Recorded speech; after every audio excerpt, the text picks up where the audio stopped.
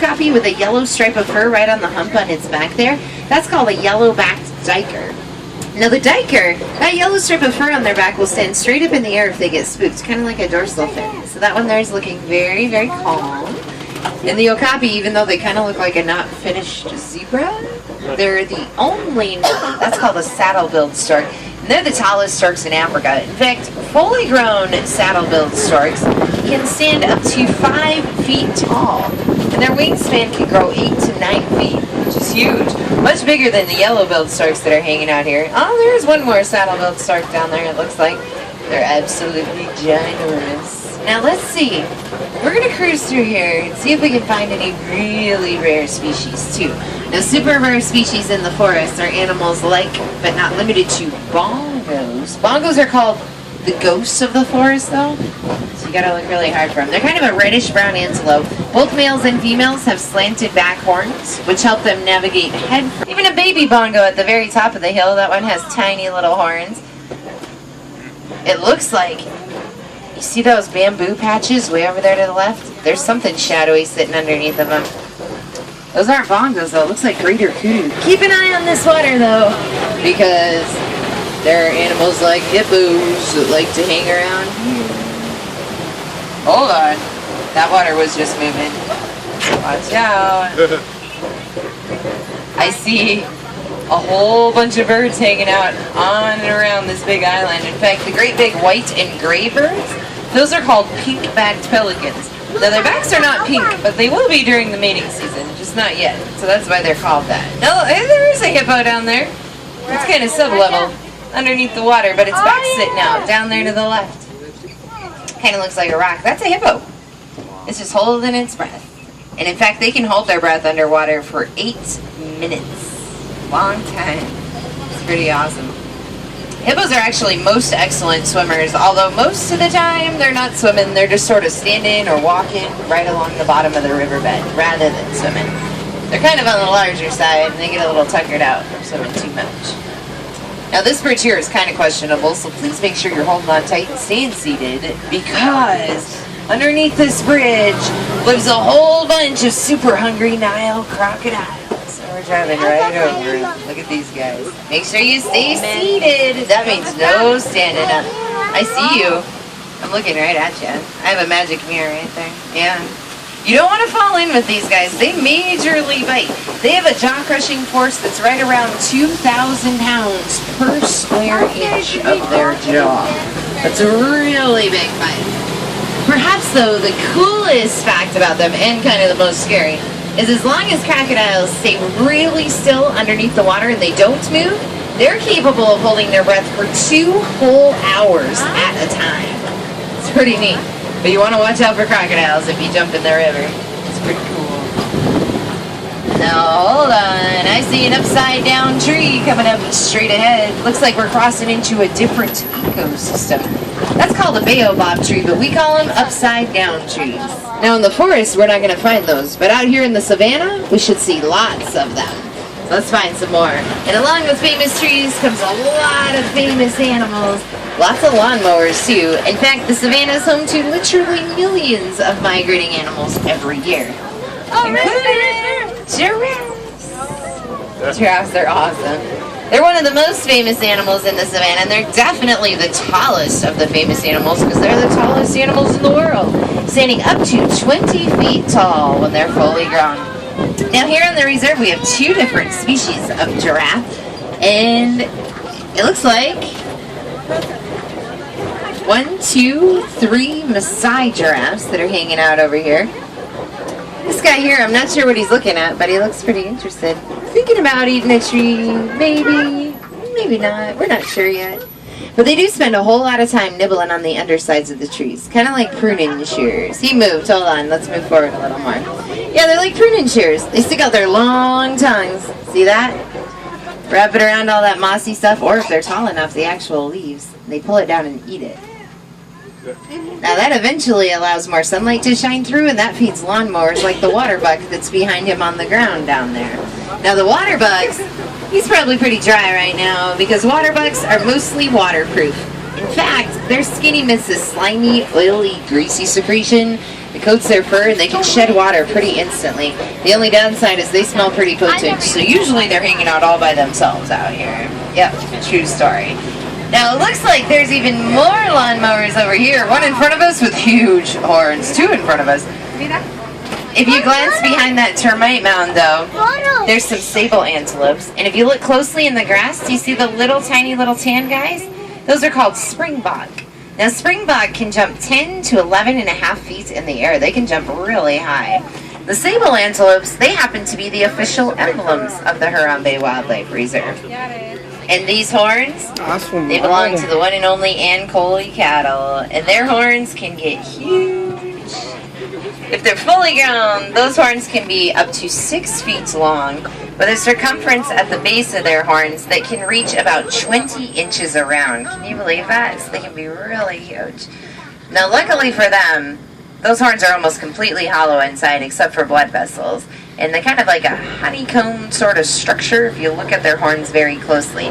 So they're very lightweight. And when blood is pumped through their horns, it lets heat escape their bloodstreams and then their bodies, so it keeps them nice and cool. So the Ankole, they don't have to sweat too much, and as a result, their fur looks pretty soft. It's pretty neat. So yeah, those horns on their head like their own air conditioner. It doesn't fall off. Those horns will keep growing throughout their entire lifespan. It's pretty neat. Looks like there's a couple more Maasai giraffes here with their puzzle piece pattern. These two are a little shorter than that first guy we saw. But look at that. The wardens have put out some extra vegetation for them to chew on, which is good. Now, one of these giraffes over here has much bigger spots and skinny, skinny white lines. That's called a reticulated giraffe. And they're named after the Latin word reticulata, which means net, because they have more of a net-like pattern. That one on the right, definitely a reticulated giraffe. Now, if we move around this corner, you should be able to see a reticulated giraffe, and it looks like a nice little tiny herd of wildebeest. And this is a small herd, because wildebeest come in huge numbers throughout the savannah, and actually, they form the largest group of migration of animals on Earth. Look how tall that reticulated giraffe is, though. That one there on the right is a very, very large one, which is pretty awesome. Now, the two species of giraffe actually get along really well. They're great friends. They can even interbreed, which is cool. And other than the difference in their patterns, there's not a whole lot of differences at all. Actually, a lot more similarities than differences. There's those wildebeest. See, wildebeest are kind of funny looking. Their name means wild beast, which totally makes sense because they look like a whole bunch of different species of animals all rolled into one. But they even have flattened out noses, kind of like a warthog is. But they're actually an antelope. They're a species of antelope. And they're related to a couple of different antelope that live on the reserve, different species. Wildebeest. So it looks like we're finding an actual watering hole. And there's a whole bunch of flattened out ground leading up to this watering hole. So whatever's been here is probably on the larger side. Let's see. I'm looking. Keep a lookout for predators too, though. I don't even see a bird near this watering hole. There were lots of birds around the last watering hole. Let's see. Let's make our way around over here. We're going to see if maybe we can cross over into that area. Hold on. We'll give it a try.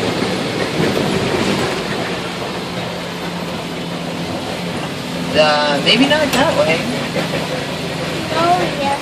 It says road closed, and it kind of looks like that whole bridge that used to be there sort of caved all the way in. We'll probably get stuck if we go that way. So no worries. There's lots of bridges. We'll find another one that still is intact. That's a good idea. Don't have to fall in any holes. Here we go. Look at this fancy old bridge. This one's all fixed up with wire and everything. It's pretty good. Tied together tight. That's better than duct tape, and that's good. You might want to cross your fingers just in case. There's a couple of boards it looks like are broken. Don't worry, I think that sounds completely normal.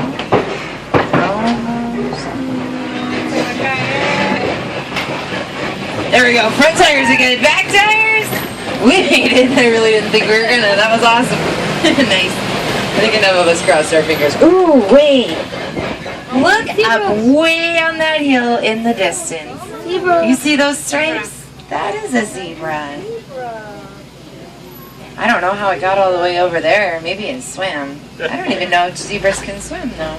But zebras are pretty awesome. Did you know that no two zebras ever have the same patterns no matter what? It's kind of like a fingerprint. So the stripe patterns are always different on every single zebra.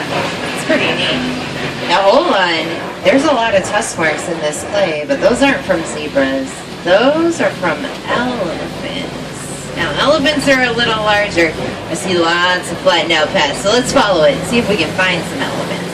Now if we do see elephants, I will tell you that both male and female elephants do have great big ivory tusks, so you can't use that to tell them apart. But the males, they usually get really huge, and it looks like way over there in the distance, I think I do see some tusks. Let's see if we can get closer. Hold on. Cruise on around there.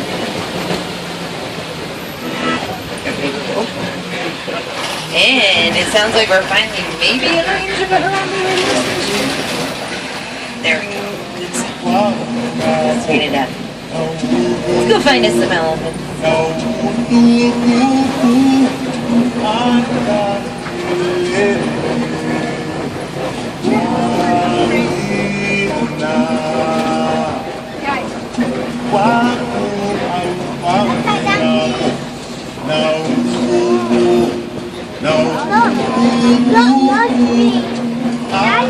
Hold on, I think we gotta go through a little more water here. That water there might be a little deep to drive through, but we'll go around this island here and see. Looks like this island, by the way, whole bunch of birds hanging out on it. The taller ones, those are flamingos. They're called greater flamingos. Where did those elephants go? Do you see them back there? I don't see them. I'm looking. We'll keep looking. Hold on, we'll drive around.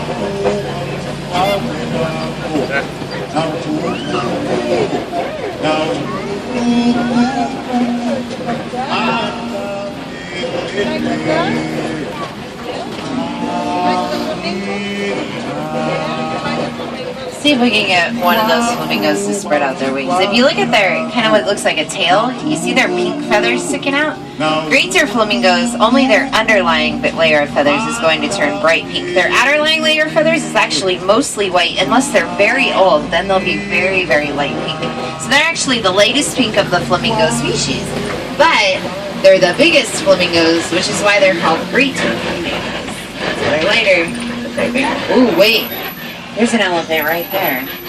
See that tail moving on the other side of the hill? Hold on, we'll be quiet because we're getting close to it. Elephant, you should climb over here. I can't go that way because there's a big log and we'll get majorly stuck on that. But I think that is an elephant. I see it moving its head back and forth.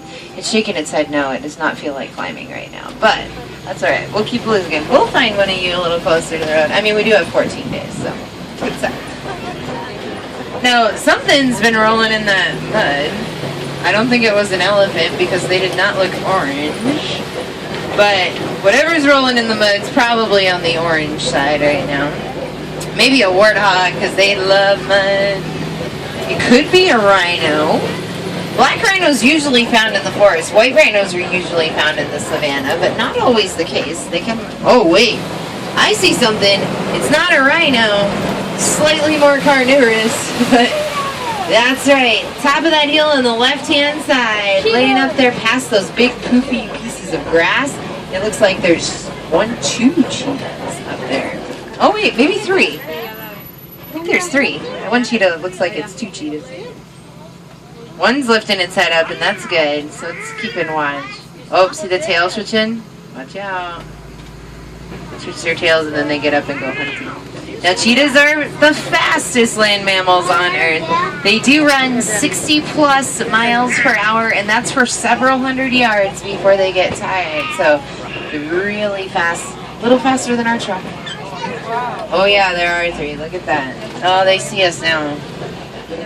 They have really great eyesight, so they can spot us from a long ways away. They also hunt during the daytime, so we're going to keep cruising just in case. But it's pretty awesome to see. They're really cool cats. They're not the biggest cats in Africa, however. The biggest cats in Africa, those are called lions. Now it is daytime and lions are pretty lazy during the daytime. They're actually inactive 18 to 20 hours out of every day because it's really awesome to be a lion. Nighttime's a different story though.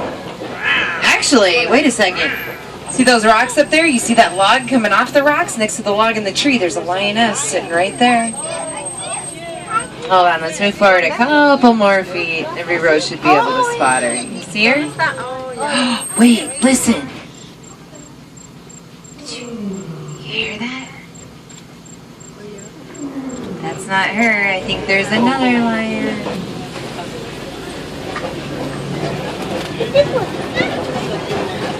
That to me sounds like a big male lion.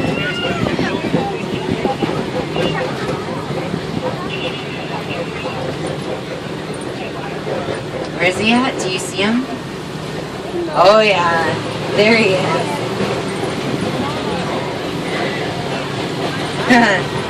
This is a really big male lion. See his long hair? It's a nice big mane. Definitely fully grown lion. That's a big one. Wow. Yeah, he was talking. That's a bunny. You should move away, bunny. It's okay though. They won't hunt till nighttime, so that's really good. But are you gonna talk again? Oh, now he's being camera shy. Look at the lion, Mommy. Got a couple more seconds and then we'll have to move. But that's a really cool view during the daytime. Lions usually don't get up and even move around until dark, so that's awesome. Very, very cool. Especially with the bunny in the picture. That's nice. Hi, lion. That's very, very neat. ¿Ya lo viste, Kevin? Awesome. Está grandísimo, ¿verdad? Oh, look, I think they heard the lions talking. Are you going to hide? Hi, Warthog. Yep, he's going to push her right down to the burrow. Go down and get in the burrow. Lions talking. Poor warthogs. Aren't they cute? Look at that, he's going to nudge her right in. Says, no, go hide. There's lions. Warthogs have to watch out for lions because, well, lions eat warthogs, but not during the day, so we're good. They're really cute. Little warthogs are awesome. They have tiny little legs and they can run 35 miles per hour. Believe it? Those eggs are ostrich eggs. Good eye. They weigh about 3 pounds a piece. But hold on, there's a rhino. Look at this. It's a really big rhino here. This one, definitely a white. Oh, there's two. Two white rhinos. They're about 2,000 pounds bigger than black rhinos. These are ginormous rhinos. Look at that. They're sleeping right in the... Oh, no, they're awake. Hi, guys. I have to talk Kevin, to rhinos Alice. because they can only see a couple of feet in front of their face. So as long as you Kevin, have a calm voice, Kevin. they're pretty nice to you. Kevin. They won't charge at you. But white rhinos, just like black rhinos, their hide is way too thick for predators to chew through. So, no natural predators, just like black rhinos. It's a really bummer that there's so few rhinos left, and hopefully now that they're more protected on reserves, there'll be more of them. Now it looks like this is kind of an expansion actually of the reserve. About a year and a half ago they started expanding the reserve, and that's good because there's a lot of herds moving in and they need places to roam. If you look up there, there's actually some really white animals with V-shaped horns. Those are called addax. A-D-D-A-X. Now addax, this is kind of a weird place for them to be hanging out because they're usually more of a desert antelope. And usually they're laying in sand or something that's a little closer to their fur color. That way they can blend in. But right now, you can see them really well even in the shadows. Now addax